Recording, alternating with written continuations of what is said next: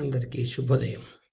రాజు హోమియోటాక్స్ Telugu YouTube channel ద్వారా మీకోసం 4 మంచి మాటలు.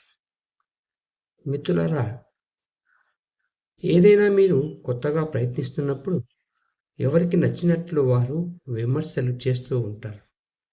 మీ పని మీరు సక్రమంగా చేస్తున్నప్పుడు అలాంటి విమర్శలను పట్టించుకోనవసరం లేదు. విమర్శలను విమర్శగానే చూడండి. మనసుకు తీసుకుంటే బాధపడాల్సి వస్తుంది, నిరుత్సాహము కలుగుతుంది. అలా కాకుండా విమర్శలను మిమ్మల్ని ముందుకు నడిపించే సాధనంగా మలుచుకోండి. మీ లక్ష్యాలను చేరుకోండి. సంఘములో రకరకాలుగా విమర్శలను ప్రతి ఒక్కరూ ఎదుర్కొంటూనే ఉంటారు. సో వాటిని అధిగమించండి.